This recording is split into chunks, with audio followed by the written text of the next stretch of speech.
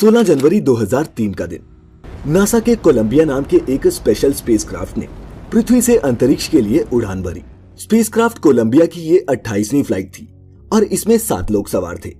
16 दिनों तक इन 7 एस्ट्रोनॉट्स ने स्पेस में कई एक्सपेरिमेंट्स किए और फिर 1 फरवरी 2003 के दिन वक्त आया इन सभी का पृथ्वी पर वापस लौटने का। सभी एस्ट्रोनॉट्स बहुत खुश थे। सब कुछ प्लान के हिसाब से चल रहा था। विमान पृथ्वी के वायुमंडल में प्रवेश करने ही वाला था कि अचानक उससे संपर्क टूट गया और एक सन्नाटा छा गया। ग्राउंड टीम ने कुछ देर बाद बताया कि कोलंबिया अंतरिक्ष में ब्लास्ट हो गया। और दोस्तों, अगर आपने इस हादसे के बारे में नहीं सुना है तो चौंक जाएंगे ये जानकर कि इन 7 एस्ट्रोनॉट्स में हमारे भारत की कल्पना चावला भी शामिल थी। दोस्तों, इस प्रोजेक्ट में गई एस्ट्रोनॉट्स की टीम और ग्राउंड पर साइंटिस्ट की टीम सब अपनी फील्ड में एक्सपर्ट्स थे। कोलंबिया का अंजाम ऐसा होगा ये किसी ने भी नहीं सोचा था। लेकिन दोस्तों, स्पेस में जाकर एक कंट्रोल्ड एनवायरनमेंट में एक्सपेरिमेंट करना एक बात है, असली और खतरनाक खेल तो अंतरिक्ष में जाने और वहां से वापस पृथ्वी पर आने का है। आज हम इस वीडियो में स्पेस में इंसान के जाने और वापस धरती पर आने के इसी जटिल विज्ञान को आसान भाषा में समझेंगे। तो दोस्तों, बने रहे मेरे साथ अगले कुछ मिनटों के लिए, क्योंकि ये अंतरिक्ष की यात्रा है, थोड़ा समय तो लेगी ही। नमस्कार और स्वागत है आप सभी का द मिस्टिका लैंड की इस खास वीडियो में। दोस्तों, वैसे तो दिवाली पर रॉकेट की पूंछ पर आग लगाकर उसे दूसरों के घरों में पहुंचाने वाला हर शख्स ये बात जानता है कि रॉकेट ही वो व्हीकल है जिसकी मदद से स्पेस में पहुंचा जाता है। इसके अलावा अंतरिक्ष से जुड़ा जो दूसरा नाम हमें सुनने में आता है वो है स्पेसक्राफ्ट। अब आप कहेंगे कि स्पेसक्राफ्ट को अंतरिक्ष में जाने के लिए बनाया जाता है, तो दोस्तों फिर रॉकेट क्या होता है, या क्या ये दोनों एक ही नहीं है? नहीं दोस्तों, यहाँ कंफ्यूज होने की कोई जरूरत नहीं है। सबसे पहले तो आप ये जान लीजिए कि रॉकेट और स्पेसक्राफ्ट दोनों अलग अलग होते हैं।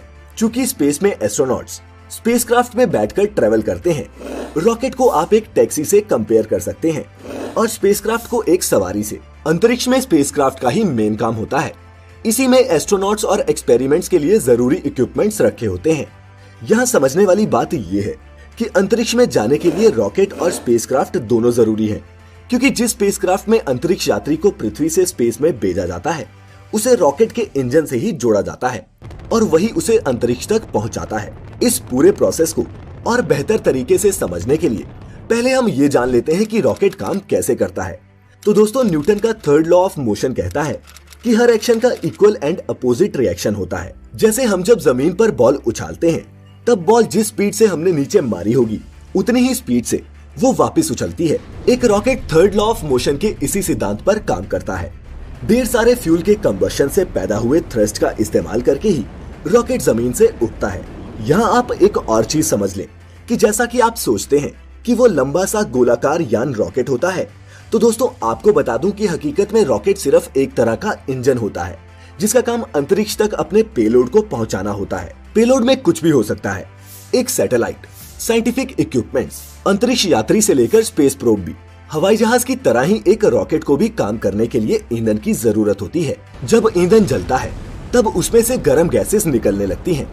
अपनी बनावट की वजह से एक रॉकेट इंजन इन गैसेस को नीचे की तरफ छोड़ने लगता है, जिससे एक थ्रस्ट या फिर धक्का पैदा होता है और रॉकेट हवा में उठने लगता है। दोस्तों, एक रॉकेट और एरोप्लेन के इंजन में सबसे बड़ा फर्क ये है कि एरोप्लेन को अपने ईंधन को जलाने के लिए हवा में मौजूद ऑक्सीजन की जरूरत होती है। वहीं दूसरी तरफ एक रॉकेट धरती के वायुमंडल के साथ साथ अंतरिक्ष और बेहद कम दबाव वाली जगहों में भी उड़ सकता है, क्योंकि इसका इंजन ईंधन को जलाने के लिए जरूरी ऑक्सीडाइजर्स अपने साथ लेकर उड़ता है।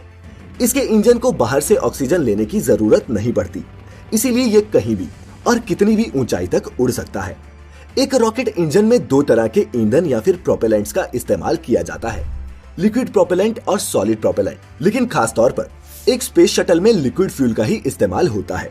मेन रॉकेट इंजन के अलावा इसमें बूस्टर रॉकेट्स भी लगे होते हैं जो इसे पृथ्वी की कक्षा से बाहर निकालने में जरूरी एक्स्ट्रा पुश देते हैं। चूंकि बूस्टर रॉकेट्स का इस्तेमाल पृथ्वी की कक्षा के अंदर ही होता है, इनमें सॉलिड प्रोपेलेंट्स का ही इस्तेमाल किया जाता है। फ्यूल खत्म होने के बाद ये मेन रॉकेट इंजन से अपने आप अलग हो जाते हैं और बाकी का रॉकेट अपनी आगे की जर्नी पर निकल जाता है। तो दोस्तों, अब मैं ये समझूंगा कि आप सब रॉकेट क्या होता है, कैसे काम करता है, ये समझ गए होंगे। अब बढ़ते हैं स्पेसक्राफ्ट की तरफ। दोस्तों स्पेसक्राफ्ट एक हवाई जहाज की तरह ही होता है, जिसके अंदर अंतरिक्ष यात्रियों के रहने, खाने पीने और सोने जैसी तमाम जरूरतों के हिसाब से सारी फैसिलिटीज मौजूद होती हैं। स्पेसक्राफ्ट के आगे के हिस्से में उसका पूरा कंट्रोलिंग सिस्टम होता है, जहां से अंतरिक्ष यात्री उसे कंट्रोल कर सकते हैं। जैसे ही एक स्पेसक्राफ्ट अंतरिक्ष में पहुंचता है, तब उसका मेन रॉकेट इंजन भी उससे अलग हो जाता है और यहीं से शुरू होता है स्पेसक्राफ्ट का सफर, जिसकी कमान अब होती है अंतरिक्ष यात्रियों के हाथ में। इससे पहले पूरी नेविगेशन ग्राउंड पर बैठी टीम कंट्रोल कर रही होती है। अंतरिक्ष यात्री इस स्पेसक्राफ्ट को ठीक उसी तरह से चला सकते हैं जैसे कोई पायलट एरोप्लेन को उड़ाता है। इसके अंदर एडवांस टेक्नोलॉजी के सेंसर और मशीनें लगी होती हैं, जिनकी बदौलत ही अंतरिक्ष यात्री स्पेस में रिसर्च और एक्सपेरिमेंट्स परफॉर्म कर पाते हैं। दोस्तों अब ये साफ है कि स्पेस ट्रेवल के लिए एक स्पेसक्राफ्ट और रॉकेट का होना जरूरी है, इनके बिना ये मुमकिन नहीं।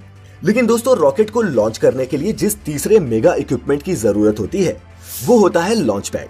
बता दें कि लॉन्च पैड वो प्लेटफॉर्म होता है जिसकी मदद से रॉकेट को आकाश की तरफ एक सीधी रेखा में प्रोजेक्ट किया जाता है। लॉन्च का ये प्रोसेस रॉकेट के पेलोड पर डिपेंड करता है। पेलोड जितना ज्यादा होता है, लॉन्चिंग की स्टेजेस भी उसी के हिसाब से प्लान की जाती हैं। लॉन्च होने के कुछ मिनटों में शटल पृथ्वी की कक्षा में प्रवेश कर जाता है, जिसके बाद रॉकेट्स पृथ्वी में वापस आ गिरते हैं।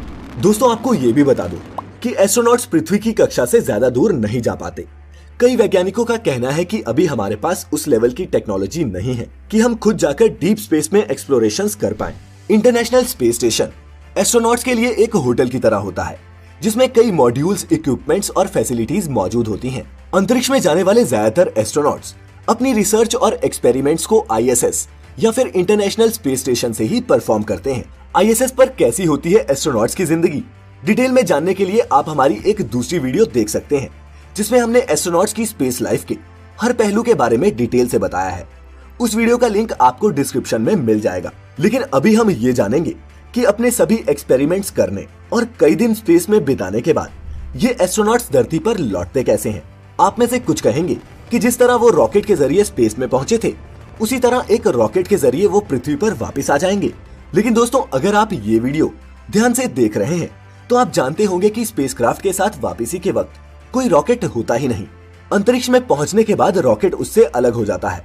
तो दोस्तों इस सवाल का जवाब है स्पेसक्राफ्ट। लेकिन ये प्रोसेस भी काफी खतरनाक होता है, क्योंकि वो लगभग 17,500 मील प्रति घंटे की रफ्तार से पृथ्वी की तरफ ट्रेवल कर रहे होते हैं। री एंट्री के लिए स्पेसक्राफ्ट पृथ्वी की कक्षा के चारों ओर चक्कर लगाते हुए धीरे धीरे पृथ्वी के वातावरण में प्रवेश करता है।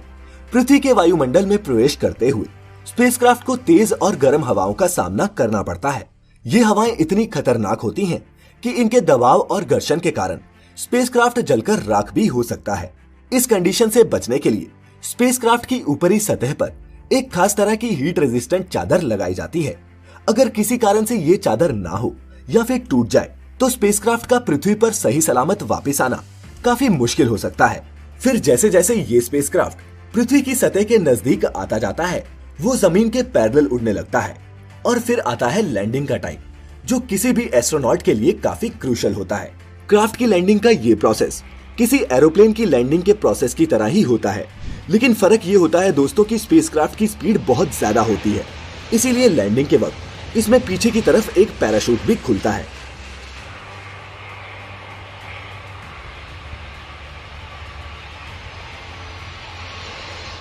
और दोस्तों इसी तरह पृथ्वी पर अंतरिक्ष यात्री वापस सही सलामत पहुंचते हैं।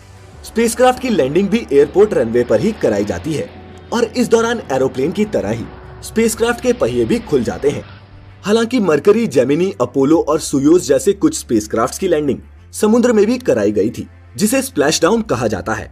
लेकिन ये प्रोसेस अब कम ही इस्तेमाल किया जाता है, क्योंकि इसमें स्पेसक्राफ्ट के डूबने का खतरा बना रहता है, जो अंतरिक्ष यात्रियों के लिए घातक साबित हो सकता है। और दोस्तों अगर आपने कभी ध्यान दिया हो तो स्पेस से आने वाली हर तस्वीर में अंतरिक्ष यात्री सफेद रंग के स्पेस सूट में ही दिखाई देते हैं। लेकिन दोस्तों जब एस्ट्रोनॉट स्पेस के लिए रवाना होते हैं या फिर वापस पृथ्वी पर आते हैं, तब उन्होंने ऑरेंज कलर का स्पेस सूट पहना होता है। ऑरेंज स्पेस सूट को एडवांस्ड क्रू एस्केप सूट कहते हैं, जबकि सफेद स्पेस सूट को एक्स्ट्रा वेहिकुलर एक्टिविटी सूट कहते हैं। इनके पीछे भी एक खास कारण है। दरअसल ये दोनों ही स्पेस सूट अंतरिक्ष यात्रियों की सेफ्टी को ध्यान में रखते हुए डिजाइन किए जाते हैं। स्पेस सूट का रंग ऑरेंज होने के पीछे की सबसे बड़ी वजह ये होती है कि इसका रंग दूसरे रंगों से ज्यादा विजिबल होता है। इस ऑरेंज सूट को स्पेस में जाते वक्त और स्पेस से वापस धरती पे आते वक्त पहना जाता है, ताकि अगर जाने या आने के समय कोई दुर्घटना हो जाए तो अंतरिक्ष यात्री को उसके सूट के रंग की मदद से आसानी से ढूंढा जा सके। ऑरेंज सूट में पैराशूट और नाइफ जैसी कई चीजें अटैच्ड होती हैं, जिससे किसी दुर्घटना होने की स्थिति में एक अंतरिक्ष यात्री की जान बच सके। साथ ही इस सूट में एक लाइफ राफ्ट भी होती है, जो पानी के संपर्क में आते ही अपने आप खुल जाती है। वहीं बात करें सफेद स्पेस सूट की, तो अंतरिक्ष यात्री स्पेस में इसे इसलिए पहनते हैं ताकि वो अंतरिक्ष के घने अंधेरे में दूर से ही दिख जाएं। सफेद सूट काफी एडवांस टेक्नोलॉजी से बनाए जाते हैं। इनके बारे में और जानने के लिए ऊपर आई बटन पर क्लिक करके आप हमारी स्पेस सूट्स पर स्पेशल वीडियो देख सकते हैं। जाते जाते आपको ये भी बताते जाता हूँ कि ये स्पेसक्राफ्ट रीयूजेबल होते हैं, मतलब कि इन्हें बार बार स्पेस में भेजा जा सकता है।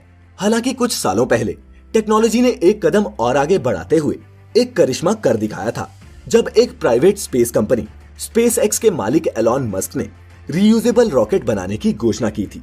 इसी कंपनी का एक पार्शियली रीयूजेबल रॉकेट फाल्कन 9 इतना सक्सेसफुल हुआ कि इसे देखते हुए इसरो ने भी इसी तरह के फुली रीयूजेबल रॉकेट्स बनाने की तैयारी कर ली है। कहने का मतलब ये है कि अब एक रॉकेट भी सैटेलाइट को उसकी कक्षा में स्थापित करने के बाद वापस पृथ्वी पर लौट सकेगा और फिर से काम में आ सकेगा। लेकिन उतना विज्ञान फिर कभी। आज आपने अगर कुछ नया सीखा हो तो इस वीडियो को एक लाइक और अपने दोस्तों के साथ शेयर जरूर कर देना। साथ ही अगर आप हमारी वीडियो पहली बार देख रहे हैं तो ऐसी और भी इंटरेस्टिंग इन्फॉर्मेटिव वीडियोस देखते रहने के लिए सब्सक्राइब करें हमें YouTube पर और लाइक करें हमारा Facebook page the mystical land. फिलहाल आज के लिए इतना ही। वीडियो अंत तक देखने के लिए आप सभी का बहुत बहुत शुक्रिया।